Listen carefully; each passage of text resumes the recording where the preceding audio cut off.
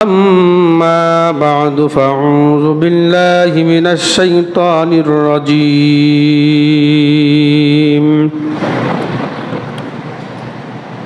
بسم الله الرحمن الرحيم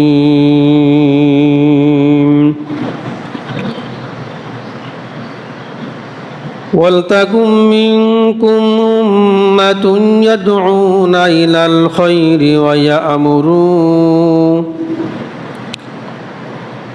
ويأمرون بالمعروف وينهون عن المنكر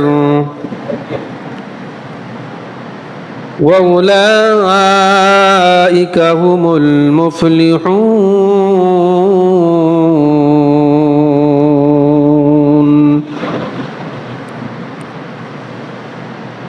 صدقت يا رب العالمين.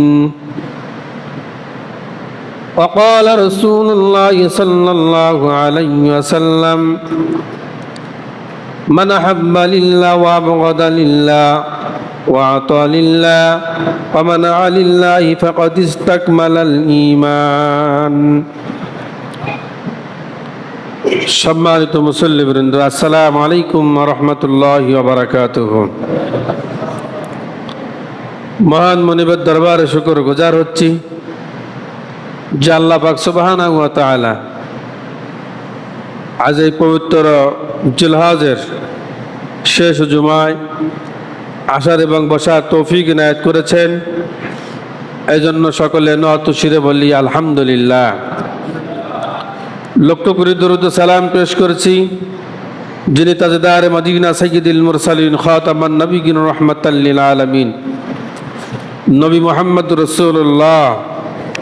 সকল আওয়াজ দিয়ে বলি সাল্লাল্লাহু আলাইহি ওয়াসাল্লাম। আমরা সামনে পদার্পণ করব মাহে মুহররমে। আল্লাহুম্মা আমিন জোরে বলুন। মুহররম কি ও কেন? ইয়াজিদের সঙ্গে ইমাম হুসাইন রাদিয়াল্লাহু তাআলা আনহুর কি ঘটেছিল? ইয়াজিদের কর্মকাণ্ড কি ছিল?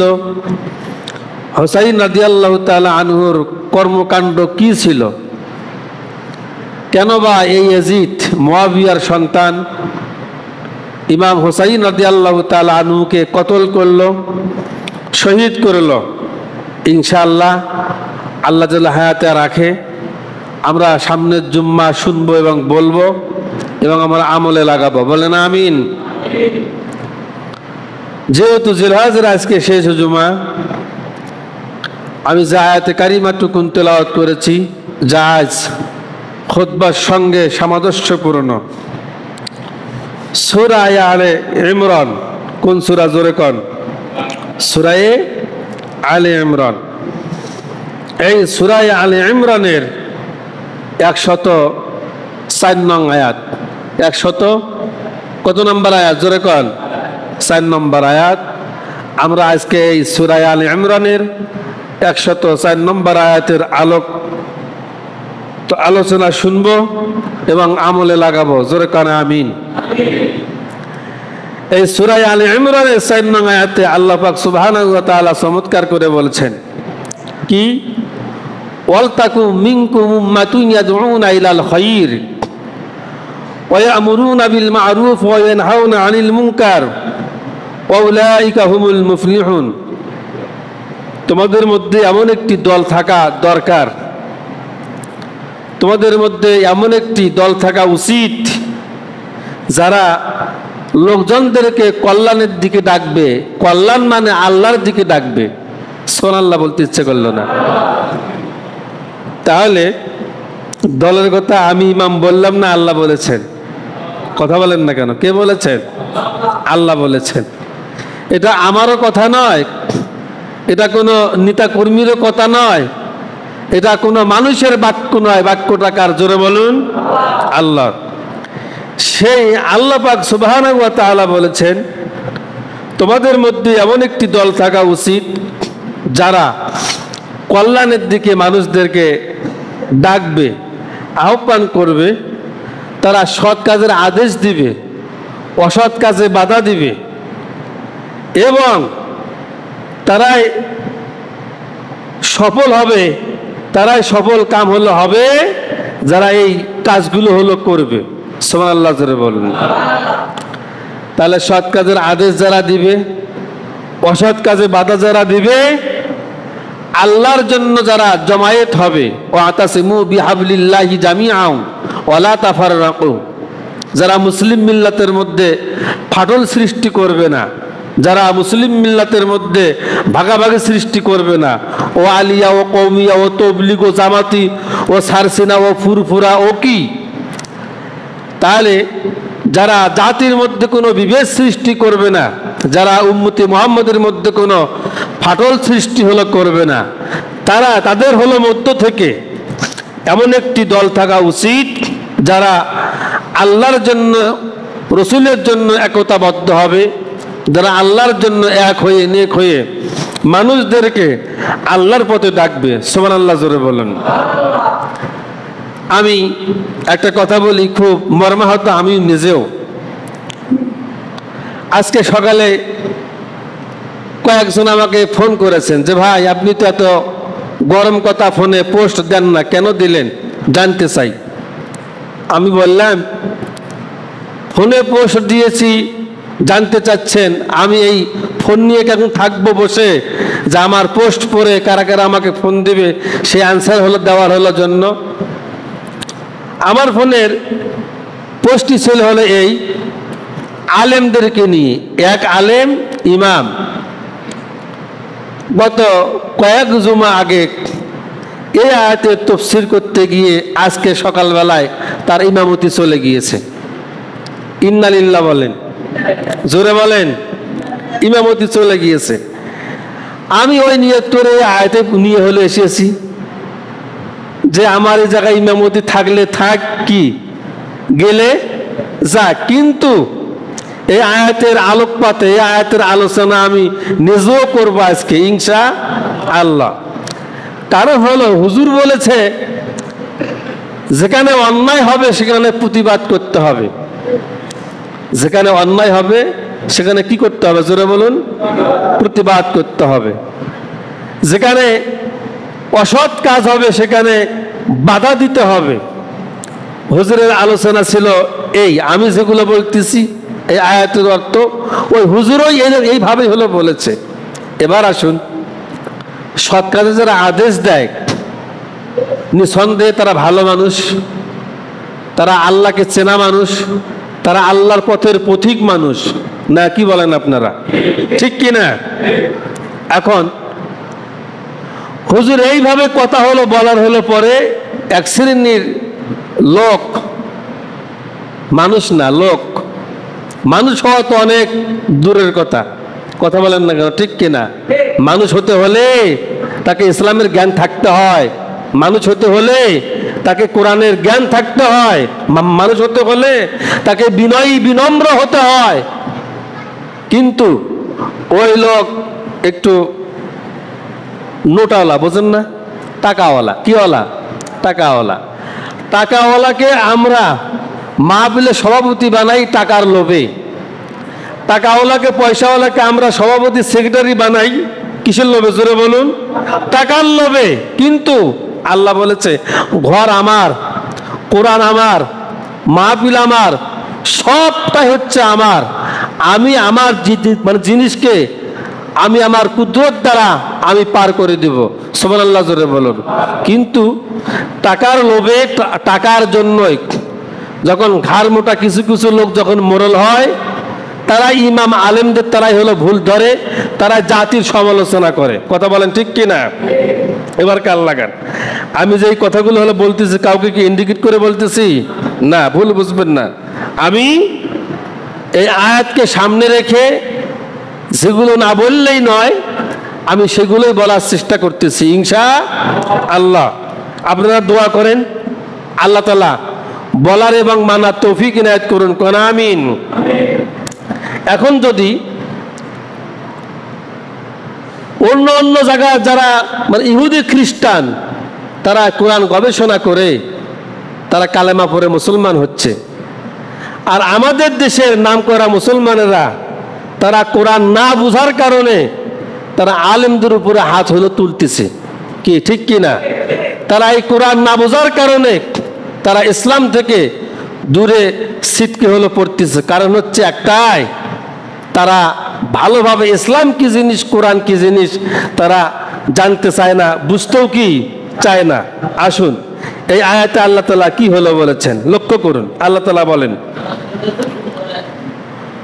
ওয়ালতাকুম মিনকুম উম্মাতুন ইয়াদউনা ইলাল খায়রি ওয়া ইয়ামুরুনা বিল মা'রুফ ওয়া ইয়ানহাউনা আনিল মুনকার ওয়া উলাইকা হুমুল মুফলিহুন। আল্লাহু আকবার বলেন। অর্থ হচ্ছে তোমাদের মধ্যে এমন একটি দল থাকা উচিত যারা কল্যাণের দিকে আহ্বান করবে এবং সৎ কাজের আদেশ দিবে, অসৎ কাজে মানুষদেরকে বাধা হলো দিবে। আর এই সকল লোকেরাই হচ্ছে সফল। ওয়াউলাইকা হুমুল মুফলিহুন, তাদের উপরে আল্লাহর রহমত থাকবে। সুবহানাল্লাহ জোরে বলুন। মসজিদে টাকা দেওয়া নিশ্চিত একটা সৎ কাজ, অসৎ কাজ নয়। কথা বলেন না কেন? মাদ্রাসায় টাকা দেওয়া, ইতিমকে রক্ষণাবেক্ষণ করা, তার মাথার মধ্যে হাত বোলানো নিশ্চিত একটা সওয়াবের কাজ। কিন্তু আমাদের দেশে টুপিওয়ালা পাঞ্জাবিওয়ালা কিছু কিছু মুসলমান কিন্তু আসে সামনের কাতারে বসে, যখন আদায় হয়, আমি কাউকে ইন্ডিকেট করে হলো বলতেছি না, এই আয়াতের ব্যাখ্যায় হলো বলতেছি, যখন আদায় হয় দেখা যায়, কথা বলেন না কেন, চুপ করে থাকে, কি পকেটে কি হাত কি দেয় না। অথচ আল্লাহ তাআলা হলো বলেছেন সৎ কাজের আদেশ দাও, অসৎ কাজে বাধা দাও, মসজিদে দান করো, সদকা করো, টাকা দাও, পয়সা দাও। দিন কি এমনি এমনি কায়েম হয়ে গিয়েছে? কি মানে কথা বলেন না কেন? তাহলে আল্লাহ রাস্তায় জানও দিতে হবে, কি মালও দিতে হবে। জিহাদের ডাক দিয়েছেন হুজুর সাল্লাল্লাহু আলাইহি সাল্লাম। সুবহানাল্লাহ জোরে বলুন। কে ডাক দিয়েছেন? আমি ইমাম যদি ডাক দেই যে আগামীকাল আল্লাহর পক্ষে রসুলের পক্ষে মিঠাবো করে, তা আমি নিজে আমির হয়ে, এটা কথার কথা বলতেছি, এক্সাম্পল, বুঝতেছেন আমার কথা?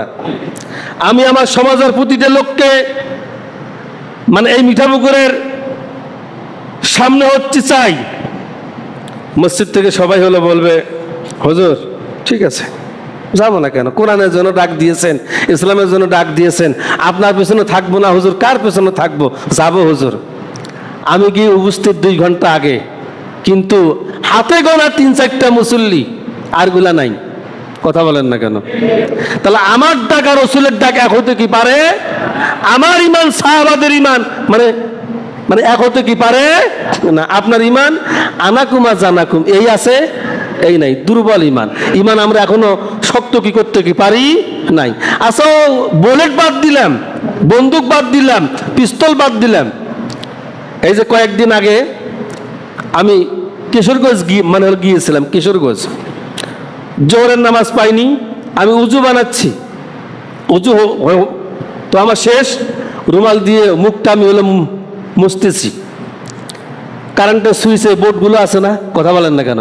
এই বোর্ড ফায়ার মানে ফায়ার হলো করেছে, ফায়ার কয়েকটা শব্দ হয়েছে। এই কয়েকটা শব্দ শোনার পরে মুসল্লি অর্ধেকগুলো বের হয়ে দৌড় মনে মেরেছে, মনে করেছে আল্লাহ বম ফুটেছে আল্লাহর ঘরে। এখন আমি তো নতুন মানুষ, এখন আর কি বলি? আমি বললাম যারা আল্লাহর জন্য নামাজে আসে তারা কখনো ভীতু হতে পারে না। কথা বলেন না কেন? ঠিক কিনা? যারা আল্লাহর জন্য রসুলের জন্য যারা সালাত পড়ে তারা আগুনকে, তারা ফায়ারকে ভয় হলো পায় না। আপনাদের নজর নামাজের মধ্যে হলো ছিল না, তার কারণ সত্যিকার যারা দিনদার ইমানদার নামাজি পিছন থেকে কেন সামন থেকে বন্দুকে নল দিয়ে যে ফায়ারও করে, সে নামাজ কি ছাড়বে? কথা বলেন না কেন? কি ছাড়বে? তার নামাজের আপনার আমার কি মনোযোগ নেই, কাল্লা গান। আমি যেটা কথা বলতেছিলাম, তাহলে আপনাদের ইমান আনাকুমার জানাকুম, এই আছে এই নেই। যত বড় ইমানদারই হই, রাতের অন্ধকারে সেকোন গলায় যদি কিরণমালার মা যদি রাস্তাতে যদি ডাক দেয়, এই সুযোগ মনে হয় কেউ মানে মানে ও কাজে লাগাবে না, কাজেই লাগাবে নাকি বলেন? কথা বুঝতে পারেন নাই আমার? একটা মানে মেয়ে দিয়ে হলো বললাম, রাস্তার কিনারা যদি একটা মেয়ে ডাক দেয় মনে হয় ওই সুযোগটা সে কাজে হলো লাগাবে, কিন্তু সাহাবায়ে কেরামের ঈমান মানে এইভাবে মানে এরকম কি ছিল না। সাহাবায়ে কেরামের মানে ঈমান ছিল মজবুত। কি ছিল জোরে বলুন? মজবুত ছিল। আসুন, হুজুর সাল্লাল্লাহু আলাইহি সাল্লাম ডাক দিয়েছেন, কিসের ডাক দিয়েছেন? জিহাদের ডাক দিয়েছেন, যুদ্ধের ডাক দিয়েছেন। আল্লাহর হাবিব সাল্লাল্লাহু আলাইহি সাল্লাম বলেছেন তোরা নিজেরা ওই জিহাদে অংশগ্রহণ করবে, যার যা আছে তাই দিয়ে মানে মুসলমানদেরকে সাহায্য করবে, সহযোগিতা হলো করবে, পয়সা দিয়ে অর্থ দিয়ে এই দিন ইসলামকে রক্ষা করতে হবে। কথা বলেন না কেন? ঠিক কিনা? আল্লাহ তাআলা বলেন ইন্নাল্লাহা আশতারা মিনাল মুমিনিনা আনফুসাহুম ওয়া আমওয়ালাহুম বিআন্না লাহুমুল জান্নাহ, নিশ্চয় আমি আল্লাহ মুমিনের জান এবং মাল কিনে নিয়েছি, খরিদ করে নিয়েছি। ওয়া আমওয়ালাহুম বিআন্না লাহুমুল জান্নাহ, বিনিময়ে আমি আল্লাহ তাকে জান্নাতুল ফিরদাউস দান করেছি। সুবহানাল্লাহ জোরে বলেন। তাহলে আল্লাহ আপনার আমার জানমাল কিনে নিয়েছে, খরিদ করে নিয়েছে। যদি আমি মুমিন হই, বিনিময়ে আল্লাহ আমাকে কি দিয়েছে? জান্নাত দিয়েছে। সুবহানাল্লাহ জোরে কোন? কি দিয়েছেন? জান্নাত দিয়েছেন। এটা কার কথা? জোরে বলেন না কেন? কার কথা? আল্লাহর কথা। সমস্ত সাহাবায়ে কেরামেরা হুজুর সাল্লাল্লাহু আলাইহি সাল্লামের কদমে টাকা পয়সা গহনা সবকিছু নিয়ে হলো আসলেন, কিন্তু আল্লাহর হাবিব সাল্লাল্লাহু আলাইহি সাল্লাম লক্ষ্য করে দেখে যে দানবীর আবু বকর সিদ্দিক রাদিয়াল্লাহু তাআলা উনি নাই। আবু বকর রাদিয়াল্লাহু তাআলা আনহুর সঙ্গে হুজুরের সম্পর্ক ভালো না খারাপ? খুব ভালো। হুজুরের পাশেই শুয়ে আছে। আল্লাহু আকবার জোরে বলুন। কার পাশে শুয়ে আছে? হুজুরের পাশেই শুয়ে আছে।